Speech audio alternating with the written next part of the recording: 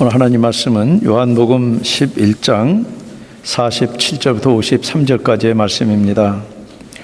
우리 교회에 계시던 우리 박효연 목사님이 한번 저한테 그런 말씀을 하신 적이 있습니다. 목사님, 저는 장례식에 갈 때 비로소 제가 목사인 것이 확인이 되고 그때 참 영광스러운 그런 것들을 봅니다. 이렇게 말씀을 하셨습니다. 저도 특별히 믿는 사람들의 장례에 갈 때마다 부활을 소망하고 참 제가 목사인 것에 감사합니다. 죽음이 끝이 아닙니다. 죽어봐야만 아는 게 아닙니다. 그래도 눈물 나는 것은 사랑하는 사람을 언제 다시 볼 수 있을지 기약할 수 없고 또 그 따뜻한 미소와 정을 함께 나눌 수 없기 때문에 눈물이 날 수밖에 없습니다. 그러나 그리스도 안에서 죽은 사람은 그 영혼이 주님의 품 안에서 쉬면서 부활의 때를 기다리기 때문에 우리는 죽은 분을 다시 만날 것을 기대하면서 웁니다. 그러나 가장 안타까운 것은 불신자의 장례입니다.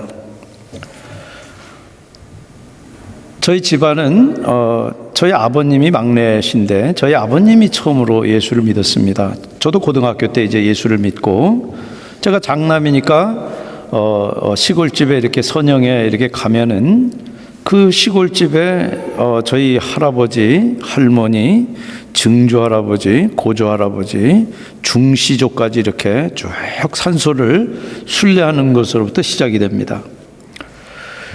그게 참 고민이 됐습니다. 고등학생 때. 그래서 제가 우리 큰 형님께 그 형님이 나중엔 예수를 믿었지만 그때는 안 믿었어요. 저는 예수를 믿기 때문에 우리 조상들에게 절을 하지 않습니다. 대신 제가 기도를 하겠습니다. 그렇게 기도를 했고 그때로부터 지금까지 참 제가 제 뜻을 굽혀서 그렇게 우상에게 절하거나 조상들에게 절을 한 적이 없습니다. 절하지 않고 기도하지만은 그 기도는 유족을 위한 기도지 죽은 사람을 위해서 할 수 있는 것은 아무도 없습니다. 아무것도 없습니다. 그래서 내색은 할 수 없지만 정말 평생 이 사람이 살아있을 동안에 믿는다라고 하는 증거를 발견하지 못한 사람의 장례식에는 참으로 말할 수 없이 참담하고 가슴에서 피눈물이 납니다. 살아생전에 주님의 말씀에 귀를 틀어막았던 사람도 막았던 그 귀로 주님의 음성을 분명하게 다시 듣습니다. 그때는 부드러운 구세주의 음성이 아니라 준엄한 심판주의 음성으로 듣습니다. 그리고 영원히 혼자 영원한 죄의 결과를 받습니다. 저는 그것이 여러분이 아니기를 바랍니다. 정말 이제라도 진지하게 하나님 아들을 온전히 의지하시기 바랍니다. 저는 여기 계신 단 한 분도 예외 없이 우리가 다시 한 장소에서 부활해서 만나고 싶습니다. 하나님 말씀 요한복음 11장 47절부터 53절까지 우리 같이 봉독하시겠습니다. 이에 대제사장들과 바리새인들이 공회를 모으고 이르되 이 사람이 많은 표적을 행하니 우리가 어떻게 하겠느냐? 만일 그를 이대로 두면 모든 사람이 그를 믿을 것이요 그리고 로마인들이 와서 우리 땅과 민족을 빼앗아 가리라 하니 그 중에 한 사람 그의 대제사장인 가야바가 그들에게 말하되 너희가 아무것도 알지 못하는도다. 한 사람이 백성을 위하여 죽어서 온 민족이 망하지 않게 되는 것이 너희에게 유익한 줄을 생각지 아니하는도다 하였으니 이 말은 스스로 함이 아니요 그 해의 대제사장이므로 예수께서 그 민족을 위하시고 또 그 민족만 위할 뿐 아니라 흩어진 하나님의 자녀를 모아 하나가 되게 하기 위하여 죽으실 것을 미리 말함이러라. 이날로부터는 그들이 예수를 죽이려고 모의하니라. 아멘. 같이 기도하시겠습니다. 성령 하나님, 이 자리에 고개 숙인 사랑하는 구도자들과 주의 백성들 그 심령을 주님께서 친히 어루만져 주시옵소서. 정말 단 한 영혼도 잃어버리지 않게 주님의 음성에 밝히 듣고 무덤에서 죽은 지 나흘 된 나사로가 살아난 것처럼 우리들의 영혼이 성령 하나님 음성 듣고 살아나서 믿음으로 반응하고 진리에 기뻐 춤추며 뛰노는 그런 잔치가 벌어지는 시간 되게 역사해 주시옵소서. 예수님 이름으로 기도합니다. 아멘. 오늘 말씀은 요한복음 12장 이후로의 구속사를 리뎀티브 히스토리를 이해하는데 굉장히 중요한 그런 부분입니다. 특별히 50절에 가야바가 한 사람이 백성을 위해 죽어서 온 민족이 망하지 않게 되는 것이 너에게 유익하다. 이 말은 하나님의 모략을 이해할 수 있는 핵심적인 말입니다. 가야바 이 입을 통해서 한 이 말씀은 가야바가 자기 의지로 자기가 생각해서 한 말이지만은 그 말은 하나님이 그로 하여금 하도록 만든 그런 말씀이라는 것입니다. 그래서 이 말씀 우리가 올바로 이해하지만 앞으로 전개되는 리뎀티브 히스토리 구속사를 우리들이 제대로 읽어낼 수가 있는 것입니다. 예수 그리스도의 십자가의 구속으로 말미암아서 이루어지는 그 구속의 원리가 함께 그 일을 이루 가시는 하나님의 모략이 거기 있기 때문에 그렇습니다. 그런데 하나님에다가 어떻게 목사가 모략이라는 단어를 쓰느냐? 모략이라는 말이 영어로 conspiracy예요. 한글 사전도 찾아보면 모략 그러면 뜻한 바를 이루기 위해서 쓰는 꾀와 술책 이거예요. 그래서 대부분은 아주 나쁜 의미로 씁니다. 그러나 모략이 꼭 부정적인 의미만 있는 것은 아닙니다. 선한 뜻을 위해서 악한 사람을 속일 때 쓰는 꾀도 모략이에요. 술책도 모략이에요. 근데 그게 왜 나쁜 겁니까? 여러분들 교회 다니는 사람들은 착한 사람 신드롬에 걸려 있어요. 게다가 착한 사람 신드롬에 걸려 있는 사람이 시대를 읽을 줄 모르면은 그것같이 조종하기 쉬운 사람들이 없어요. 그래서 여러분들 지금 선거철이 되니까 이상한 소문들이 가장 많이 퍼져나가는 것이 교회예요. 여러분들이 분명히 기독교적인 세계관과 가치관을 가지고 올바른 가치 판단을 내리고 그리고 여러분들이 올바른 그런 주견들을 가지고 있지 않으면은 이 말에 흔들리고 저 말에 흔들리고 그러면서 여러분들이 엉뚱한 그런 행동들을 할 수 있게 된다는 것입니다.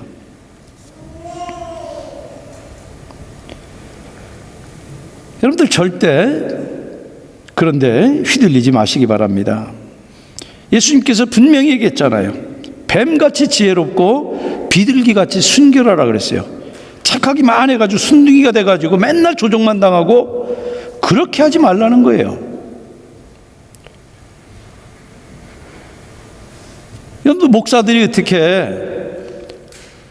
폭력적인 정권에 가서 그 사람들을 위해서 좋다는 기도하면서 그 사람들을 단 한마디도 꾸짖지 않느냐는 거예요. 진정으로 그 사람들을 위한다 그러면은 그 사람들이 잘못하는 것들에 대해서 기독교적인 가치관을 가지고 성경의 가치가 가르치면 이런데 왜 이렇게 하십니까 하고 그런 부분도 지적할 수가 있어야지만 그런 사람들이 조찬 기도에 가서 기도하는 것이지 듣기 좋은 소리만 해서 그 사람이 더 나쁜 길로 가도록 하는 것이 얼마나 하나님 앞에 죄를 짓느냐는 것입니다. 여러분들 죽은 지 지금 나흘이 지나서 썩고 냄새나는 이 나사로를 살린 이 예수님에 대해서 사람들의 반응이 갈라져요. 여러분들 이 놀라운 일 아니고 이 일 보면 사람들이 다 놀라서 기뻐하고 우리들 죽음의 문제가 해결됐다고 정말 춤추고 뛰어야 되는데 그러지가 않아요. 45절 46절 우리가 안 읽었지만은 많은 유대인들이 저를 믿었으나 그 중에 어떤 자는 바리새인들이 가서 예수의 하신 일을 고하니라. 사람들 반응이 두 가지예요. 믿는 사람, 문제로 여긴 사람. 문제로 여기니까 그거 바리새인들한테 가서 이거 이렇습니다 하고 얘기한 거 아닙니까? 여러분들 지금도 여러분들 눈앞에 기적이 일어나도 여러분들 다 안 믿어요. 갈라져요 반드시. 여러분들 누가복음 16장 19절부터 31절까지 예수님께서 부자와 나사로의 비유를 말씀하셨어요.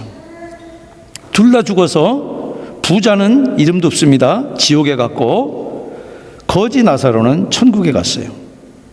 지옥이 너무 고통스러우니까 그 부자가 나사로를 보내서 우리 동생들은 지옥 오지 않게 해달라고 그렇게 간청을 합니다. 그랬을 때 주님이 뭐라 그러십니까? 이미 세상에는 하나님 말씀 전하는 사람들인데 그 말을 안 믿으면은 죽은 자가 살아간들 믿지 않을 것이라는 것입니다. 그렇기 때문에 죽은 지 나흘이 된 나사로를 살린 이 엄청난 기적 앞에서도 믿는 자와 고발하는 자로 칼같이 갈라지는 것입니다.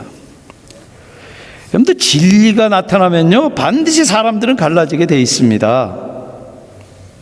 진리를 받아들이거나 거부하거나 하지 중간은 없어요. 그래서 예수님께서 내가 세상에 온 것은 나누러 왔다 이렇게 이야기하시지 하나 되게 하러 왔다고 이야기하지 않으세요. 예수님은 진리의 자녀와 비진리의 자녀를 칼같이 나눠버리세요. 세상은 하나 되자고 외쳐요. 에큐메니칼이에요. 종교 간에도 하나 되고 그리고 나라 사이도 하나 되자 그래요. 여러분들, 연합과 통일이 분열과 갈등보다 낫습니다. 그러나 어떻게 진리가 비진리와 하나가 될 수 있습니까? 빛과 어둠이 어떻게 하나가 될 수가 있고 선과 악이 어떻게 하나가 될 수 있습니까? 그런 혼돈된 세상에 진리가 오면은 세상은 반드시 진리와 비진리로 갈라질 수밖에 없습니다. 믿는 자와 예수를 고발해서 죽이는 자로 갈라질 수밖에 없습니다. 죽은 나사로를 살린 이 기적을 보고받고 47절 48절에 대제사장과 바리새인들이 공회를 열어요. 산헤드린 공회를 열어서 이 사람이 많은 표적을 행하니 우리가 어떻게 하겠느냐. 여러분들, 이 문장을 자세히 보세요. 기적적인 표적의 실체를 전혀 부정하지 않아요. 일어난 사실을 다 확인한 거예요. 지금 바리새인들은 예수님 평생의 공생애 동안에 반대한 사람들이에요. 바리새인들은 전통을 준수했기 때문에 민중들의 지지 기반을 가지고 있어요. 그러나 실제 권력들은 사두개파인 제사장들이 가지고 있어요. 이 두 계파가 산헤드린 공회에 모여가지고 지금 연합하고 통일하는데 아주 이합집산이 지금 잘 이루어지고 있어요. 그러면서 만일 저를 이대로 두면 모든 사람이 저를 쫓을 것이요 그리고 로마인들이 와서 우리 땅과 민족을 빼앗아가리라. 그런데 예수에게 지금 무슨 잘못이 있습니까? 죽은 사람 살린 게 죄입니까? 그런데 공회에서 지금 논의하는 게 뭡니까? 논리를 한번 따라가 보세요. 많은 표적을 일으키는 저 사람 가만 놔두면은 모든 사람이 따라갈 텐데 그러면 민심이 그쪽으로 넘어가고 그랬다가 민중 봉기라도 일어나면은 로마 군대가 쳐들어와서 큰일 날 텐데 그런 일 일어나게 내둬서는 안 되겠다 이 말이에요. 여러분들, 여기 땅이라고 하는 말이 헬라어로 토포스입니다. 그 장소라는 뜻이에요. 산헤드린 공회가 열리는 장소는 성전 서쪽 벽에 붙어 있는 예루살렘 한복판에 있어요. 그러니까 맞닿아 있는 성전을 가리키면서 한 말이에요. 토포스라는 말이 영어로 더 플레이스라는 뜻이에요. 땅이든 성전이든 지금 공회원들은 예루살렘 최고회의답게 공공질서 유지와 백성들의 안녕을 중심으로 염려하는 것 같이 들려요. 그런데 속셈은 그게 아니에요. 여러분들, 정치 세력들이 위기다 하는데 실제 그 사람들이 위기를 느끼면 그렇게 행동합니까? 위기다 그래 놓고 어디 외유 나갑니까? 있을 수 없는 일이잖아요. 그런데 그거를 사람들은 속아요. 여러분들, 성전을 위하고 하나님이 택한 자기 민족을 염려하는 것처럼 보여요. 겉으로는 하나님에게 충성하고 민족 사랑하는 것처럼 보여요. 그렇지만 이 공회는 성전을 내세워서 참 성전이신 메시아 예수를 배척하고 민족을 내세워서 진리를 지금 배척하는 거예요. 근데 조금만 그 한꺼풀만 짚고 들어가도 공회원들의 말과 행동이 얼마나 앞뒤가 안 맞고 엉터리인지 다 봐야 되는데 꼭 어느 나라 백성들 같이 유태인들이 잘 속아 넘어가요. 하나님 믿는다 그러면서 로마 군대가 겁이 나가지고 벌벌 떨어요. 지금 민족을 내세우지만 이 사람들이 민족을 위하는 겁니까? 아니에요. 로마로부터 보장받는 자기네들의 기득권의 그 단맛에 지금 쩔어 있는 거예요. 그래서 지금 그 당시에 대제사장인 가야바 제안에 따라서 그 사람들이 도달한 그 합의는 얼마나 현실적이고 그럴듯한지 몰라요. 49절 50절 보면은 그 중에 한 사람 그의 대제사장인 가야바가 저에게 말하되 너희가 아무것도 알지 못하는도다. 한 사람이 백성을 위하여 죽어서 온 민족이 망하게 되지 않는 것이 너희에게 유익한 줄을 생각지 못하는도다. 근데 공회가 열려가지고 이 의견 저 의견이 막 지금 나온 거예요. 그러니까 너희가 아무것도 알지 못한다. 이 대제사장 가야바의 말투는 전형적인 사두개파의 말투입니다. 다른 복음서도 이런 말투가 나타납니다. 특별히 1세기 교회사가인 요세푸스가 사두개파들은 동료들을 대할 때 이방인 대하듯이 무례했고 그때 쓰는 전형적인 표현이 너희가 모른다, 이런 표현을 썼다는 거예요. 가야바가 그런 말투로 한 사람이 백성을 위해서 죽어서 온 유대 민족이 망하지 않는 것이 너에게 유익하다. 사두개파다운 현실적이고 아주 세속적인 결론이에요. 여러분들 여기에 어떤 판단 내리는데 옳고 그름이 여기 들어가 있습니까? 안 들어가 있어요. 전혀 고려하지 않아요. 그런데 이게 공리주의입니다. 에갈리타리아니즘이에요. 얼마나 다수의 이익에 맞아 떨어지느냐가 궁극적인 판단 기준이에요. 그런데 그 에갈리타리아니즘이, 그 공리주의가 바로 오늘날 민주주의의 원리예요. 옳고 그러면 아무 상관없어요. 다수가 결정하면은 아무리 나쁜 것도 그게 법이 되는 거예요. 그래서 이제 미국 사회에서는 더 이상 동성애가 잘못됐습니다라고 하는 것을 공공장소에 절대 말할 수 없게 돼버렸어요. 이제 얼마 안 있으면은 짐승하고 관계 맺는 것도 잘못됐습니다 하는 것을 공공장소에 말할 수 없게 될지도 몰라요. 어쩌면 어린아이들에게 그런 짓을 하는 페도파일에 대해서도 잘못됐다고 말할 수 없는 때가 가까이 올지도 몰라요.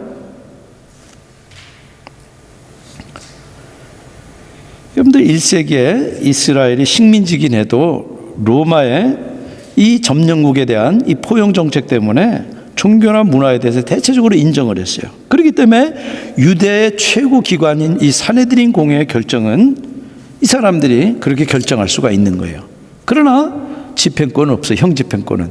그래서 나중에 예수님을 신문에서 십자가에 못 박을 때 빌라도에게 보낼 수밖에 없는 거예요. 사형 집행권은 총독부에만 있기 때문에 그래요.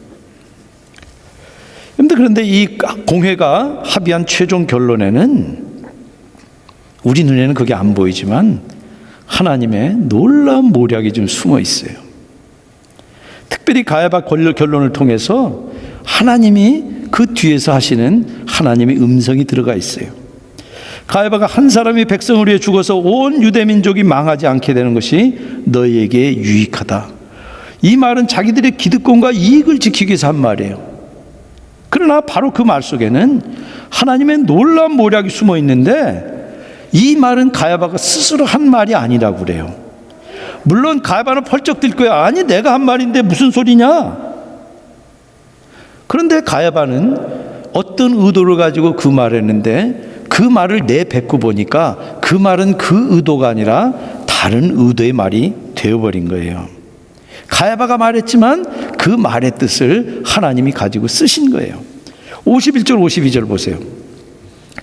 이 말은 스스로 함이 아니요 그 해의 대제사장이므로 예수께서 그 민족을 위하시고 또 그 민족만 위할 뿐 아니라 흩어진 하나님의 자녀를 모아 하나가 되게 하시기 위하여 죽으실 것을 미리 말씀함이로라. 지금 대제사장 가야바는 자기의 기득권과 이익을 지키기 위해서 그렇게 그 말했어요. 그렇지만 실제 그 말은 그런 예수 그리스도의 대속적인 죽음을 통해서 이스라엘 민족을 지킬 뿐만 아니라 가야바가 이야기하는 것처럼 가야바는 자기 정치적인 이익을 내세워서 민족 지킨다 그랬는데 예수님께서는 실질적으로 자기 민족들 지키실 뿐만 아니라 이방에 흩어져 있는 모든 언약 백성들을 다 묶어서 하나가 되게, 그래서 그 사람들 위해서 대속적인 죽음을 죽으실 것이라는 뜻이에요. 그러니까 지금 예수님을 십자가에 못 박게 내놓는 그 앞장서는 이 가야바의 입을 통해서 하나님께서 당신의 그 계획을 이루어 가시는 그 말씀을 하시는 거예요. 그런데 이것이 하나님의 놀라운 모략입니다. 곧 예수님이 잡히시고 십자가에 죽으셔서 하나님의 구원의 계획이 이제 착착 이루어집니다. 예수님이 능력이 없어서 밀려가지고 할 수 없이 죽으신 겁니까? 하나님의 모략이 부족해가지고 사내들인 공회의 음모에 말려든 겁니까? 모든 권세와 능력을 가지셨다 그랬어요. 근데 그 능력 다 내려놓고 아버지의 모략에 당신을 의탁하신 거예요. 그래서 그 모략은 지금 사내들인 공회에 제 대제사장 이 가야바의 입을 통해서 지금 하나님께서 드러내신 거예요. 예수님은 종교 지도자들의 손에 죽임 당합니다. 죽는 것 같이 보이는 거예요. 그들은 자기 자신의 이익을 위해서 예수님을 죽입니다. 죽이는 것 같이 보이는 거예요. 그러나 예수님의 죽으심은 당신 자녀들을 불러 모으기 위한 하나님의 놀라운 모략이 숨겨져 있는 그런 죽음이에요. 여러분들, 종교 지도자는 자기들의 권세, 자기들의 이익을 위해서 그 자기들의 힘을 쓰지만은 모든 일은 하나님의 모략 가운데 들어있고, 참새 한 마리가 땅에 떨어지는 것도 하나님이 허락하셔야지만 이루어지는 하나님의 절대 직권 안에 그것이 들어있는 거예요. 여러분들, 우리가 겉으로 보면은 이 세상의 역사가 정권 잡은 자들에 의해서 이루어지는 것 같습니다. 그래서 참 하나님 앞에 기도할 때 답답해서 하나님 어떻게 이런 일이 벌어지게 하십니까? 하는 그런 탄식이 나올 때가 있습니다. 그러나 그렇지 않습니다. 하나님은 교회 안에 갇혀 계신 분이 아닙니다. 온 세상과 국가와 민족도 하나님의 절대적인 다스림 안에 있고, 특별히 하나님의 구속사의 역사 가운데 이 세상의 역사가 하나님이 허용하셔야지만 그런 일들이 벌어지는 것이지, 하나님이 허용하시지 않는데 그런 일이 벌어질 수가 없어요. 허용했다고 해서 그것이 하나님이 인정하시는 것은 절대 아니에요. 히틀러도 허용됐어요. 김일성도 허용이 됐어요. 그러나 그것이 하나님의 뜻은 아니에요. 여러분들, 지금 가야바도 제사장들도 바리새인들도 그리고 당장 세도를 부리는 자들도 하나님의 구속사역을 이루어가는 하나의 도구에 지나지 않는다는 거예요. 기득권을 위해서 진리를 지금 짓밟지만은, 그래서 진리가 무너지는 것 같지만 진리가 무너지는 것이 아니고 하나님께서 허용하시는 범위 안에서 진리가 무너지는 것처럼 보이도록 하는 그 방법을 통해서 하나님의 놀라운 계획들을 지금 이루어가는 것이, 그것이 바로 하나님의 컨스피러시예요. 하나님의 모략이에요. 이제 얼마 있지 않아서 예수님이 십자가에 죽습니다. 그런데 하나님은 가야바 입을 통해서 그 죽음이 어떤 죽음이신지를 지금 대변하고 계시는 거예요. 그런데 우리는 이 가야바의 말에 드러난 하나님의 모략을 볼 수 있어야 돼요. 그래야지만 여러분들이 세상에 혹세무민하는 그런 이야기에 휘둘리면서 정말 착한 사람 신드롬에 빠져가지고 이리 흔들리고 저리 흔들리면서 조작당하지 않는다는 것입니다. 그랬을 때 정말 우리가 앞으로 벌어지는 예수 그리스도의 그 십자가의 죽음의 그 의미뿐만 아니라 역사 가운데 지금도 다스리고 왕으로 다스리시는 예수 그리스도의 왕권, 우리의 삶의 현장 가운데 지금도 우리들이 도구가 돼서 쓰임받을 수 있는 거예요. 악한 도구가 아니라 선한 도구가 되어서. 여러분들, 다수결 원칙이 민주주의의 원리입니다. 다수의 이익을 위해서는 한 사람쯤 희생해도 되겠다는 것이 그게 민주주의의 원리예요. 그런데 그 원리에 충실하면은 정의는 사라지는 거예요. 그래서 책이 정의라는 이름으로 책이 수도 없이 나오잖아요. 그런데 얼마나 자주 다수의 이름으로 비진리가 진리를 짓밟고 이깁니까? 거짓이 참을 이깁니까? 그래서 예수를 죽이자고 결의를 합니까? 그런데 그것이 우리가 살고 있는 지금 현실이에요. 이 미국 사회와 한국 사회의 가장 팽배해 있는 가치관입니다. 세상 모든 사람들이 공통적으로 가지고 있는 삶의 모습이에요. 정말 내 기득권과 진영의 이익을 지키는 것이 중요하지 옳고 그름이라고 하는 건 여러분들 따지지 않잖아요. 기득권과 이익을 위해서라면은 진리도 서슴없이 배척하고 죽이기까지 하잖아요. 그러나 아무리 그런들 하나님의 뜻은 그런 자들에 의해서 방해받지 않습니다. 여러분들, 역사가 왜 히스토리인 줄 아세요? 히스토리 한번 쪼개보세요. 히스 스토리예요. 스토리의 주인공이 누구예요? 대문자로 히스, 하나님이 역사의 주인이에요. 하나님이 친히 허용하셔야지만 어떤 일들이 벌어지고 그 모든 일들이 협력하여 하나님의 뜻이 이루어지도록 그런 일들이 이루어진다는 것입니다. 자기들의 이익을 위해서 진리를 희생시켜도 하나님께서는 심지어 그런 일을 허용하는 것을 통해서까지 당신의 뜻을 이루면서 역사를 하나님이 원하는 방향으로 끌고 가신다는 거예요. 당장은 나치 정권이 이기는 것 같아요. 당장은 히틀러가 승리하는 것 같아요. 당장은 일본 제국주의가 승리하는 것 같아요. 역사의 눈을 가리고 있는 아베 정권이 이기는 것 같아요. 그런데 그렇게 해서 절대 진리를, 사실을 감출 수 없어요. 역사의 주인은 하나님이시고 그 하나님은 진리의 하나님이세요. 하나님은 언제나 진리 편에 있어요. 문제는 하나님이 우리 편이냐가 문제가 아니라 우리가 하나님 편이냐는 거예요. 우리가 진리 편에 섰느냐는 거예요. 우리가 진리 편에 설 때 우리는 하나님의 선한 도구로 하나님의 역사를 이루어가는 도구로 쓰이는 것입니다. 그렇기 때문에 진리 편에 선 사람이 절대 낭망할 이유가 없습니다. 제가 늘 진리 편에 쓴다는 얘기가 아니에요. 참 이것이 많은데도 왜 이렇게 역사가 이렇게 되지 않습니까? 하고 하나님 앞에 눈물로 기도하는 때가 많아요. 조국 대한민국을 생각할 때마다 가슴이 터지는 때가 많아요. 그렇지만 갈라디아서 6장 9절에 우리가 선을 행하되 낙심치 말지니 포기하지 않으면 때가 이름에 거두리라. 우리가 볼 때는 정말 답답해요. 그래서 안 되는 것 같아요. 그러나 하루가 천년 같고 천년이 하루 같은 하나님의 역사에 봤을 때는 그건 아무것도 아니에요. 반드시 하나님께서는 진리가 이기도록 하시고 하나님께서 구원하시고자 하는 모든 사람들을 단 한 사람도 예외 없이 다 구원하시면서 당신의 구속 계획을 이루고 마세요. 그것이 하나님의 모략입니다. 여러분들 한국에서 운동회 같은 거 하면은 맨 마지막 게임이 대부분은 줄다리기를 합니다. 그래서 거기 점수가 제일 많이 걸려 있습니다. 천군 백군으로 나눠 가지고 이런 동아줄이 우리 교회도 있어요.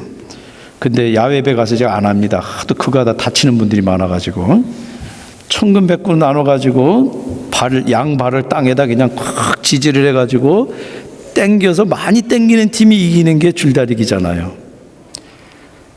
그런데 모략이 뛰어난 팀들은 어떡합니까? 같이 팽팽하게 댕기다가 일제히 마음을 맞춰가지고 살짝 노는 거예요. 그러면 상대팀이 금방 이기는 것 같아요. 그래서 확 땡기다 다 자빠져요. 그랬을 때 땡기면은 다 이기는 겁니다. 그런데 모략이라는 그런 겁니다. 여러분들 예수 믿는 사람들은 착한 신드롬에 걸려서 조작당하는 사람들이 아니에요. 분명한 기독교적인 세계관과 가치관을 가지고 옳고 그름에 대한 분명한 판단, 그리고 무엇보다도 진리와 비진리에 대한 분명한 판단을 가지고 여러분들이 하나님 앞에서 평가해야 되는 거예요. 왜? 우리들이 하나님 앞에서 평가받을 것이기 때문에. 여러분들 천하가 이미 다 하나님의 예수 그리스도의 손 안에 있습니다. 그러면 우리들의 관심사가 뭐가 됩니까? 잠시 있다가 없어질, 잠시 땡겨서 이기는 것 같은 그 승리를 원하세요? 그걸 위해서 여러분들 기득권과 이익 지켜야 되겠어요? 아니면은 영원한 하나님 나라입니까? 정말 우리들의 궁극적인 관심이 영원한 하나님 나라고, 그리고 그 하나님 나라가 나오는 하나님 말씀이 돼야 되는 것입니다. 여러분들 베드로전서 3장 7절을 보면 이제 하늘과 땅은 그 동일한 말씀으로 불사르기 위하여 보호하신 바 되어 경건치 아니한 사람들의 심판과 멸망의 날까지 보존하여 두신 것이라. 그런데 이 땅 가운데 있는 것들은 영원하지 않습니다. 불심판으로 다 사라질 것들이에요. 다 무너지고 새 하늘과 새 땅을 입을 것들이에요. 여러분들 거기에다가 여러분들이 인생을 거시겠어요? 아니면은 정말 영원히 사라지지 않는, 그 어떤 불로도 사라지지 않는 그 하나님 말씀에 기초하고 있는 그런 하나님 나라에 여러분들의 가치를 두시겠습니까? 종교지도자 53절에 보면 그때부터 예수를 죽일 모의를 합니다. 공회가 예수를 제거할 모의를 그때부터 한 거예요. 그러면서 57절에 보면은 포고령을 내려서 누구든지 이제 예수 어디 있는지 신고하라고 이렇게 이야기합니다. 여러분 어느 편입니까? 진리 편입니까? 비진리 편입니까? 예수 편입니까? 세상 편입니까? 여러분들 신문하는 빌라도에게 예수님이 세 마디 말씀을 하세요. 내 나라는 세상에 속하지 않았다. 알아요. 진리에 대해 증거를 알았다. 말귀를 알아들어요. 그리고 진리에 속한 자는 내 말을 듣는다. 근데 그거 몰라요. 그러니까 빌라도가 진리인 예수님을 앞에 놔두고 진리가 뭐냐? 그렇게 묻잖아요. 진리를 모르니까 자기 권력, 기득권, 자기 이익 지키기 위해서 폭도들의 항거에 굴복해서 진리인 예수님을 내주는 거예요. 다수결에 따라서 옳고 그름을 포기한 거예요. 그래서 지금도 우리가 격원로 신앙 고백할 때마다 우리가 사도신경 고백할 때마다 빌라도 이름이 거기 등장하잖아요. 거기에 자기의 책임이 있으니까. 여러분들 속에는 어떤 아우성이 있습니까? 내 욕망을 위한 아우성이 여러분들 진리를 위한 아우성을 삼키지는 않습니까? 정말 성령 하나님이 도우셔서 여러분들이 진리 가운데 굳게 서게 하시기를 바랍니다. 죽은 지 나흘 돼서 썩어 냄새나는 나사로를 말씀 한마디로 살리신 그 예수가 부활이요 생명이고 누구든지 나를 믿는 자는 죽어도 살겠고 살아서 믿는 자는 영원히 죽지 아니니 너희가 이것을 믿느냐 하신 그 주님의 말씀을 믿으시기 바랍니다. 정말 그분이 내 죄를 대신 지시고 죽으셔서 나를 구속하신 하나님이신 것을 믿으시기 바랍니다. 그래서 정말 어떤 위협이 내게 닥치고 내가 어떤 손해를 본다 할지라도 진리를 쫓아 사는 저와 여러분들 다 되시기를 주님의 이름으로 축원드립니다. 같이 기도하시겠습니다.